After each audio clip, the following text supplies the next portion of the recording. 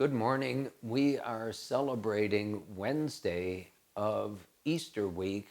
We are about at the midpoint of the great Easter octave, which of course the first day is Easter Sunday itself.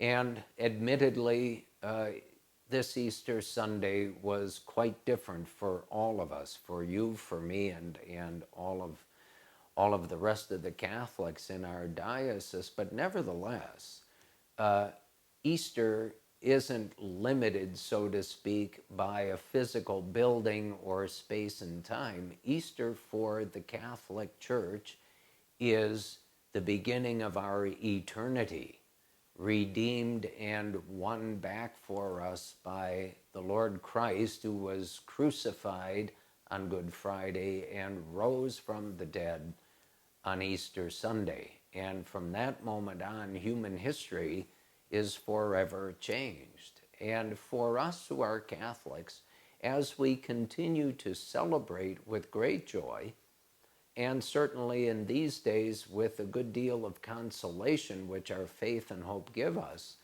we celebrate for these 8 days that first Easter Sunday. The readings for the Masses for every day are very much focusing our attention on exactly what happened to the apostles, to those good and faithful men and women gathered with them and our Blessed Lady on Easter Sunday and the days following, and really what has impacted the life of the world since then. And it's all about Jesus himself, obedient to the Father's will to redeem us through the suffering and death and resurrection of his only begotten Son, as we profess in our creed. This is what's important. This is what is timeless, so to speak. And so in the Easter octave, beginning again with Easter Sunday, and the last day of the octave will be next Sunday, the beautiful Feast of Divine Mercy established by Pope St. John Paul II. We literally should be reliving every day of this octave the resurrection of the Lord Jesus from the dead, and everything that changed for the better for all of mankind, past, present, and future, beyond our own times here on earth. And the Church is asking us with great joy and humble thanksgiving to reflect on what has the resurrection of Jesus from the dead done for me and my faith. Am I better as a Catholic because of what the Lord Jesus did for me, for you, for every person?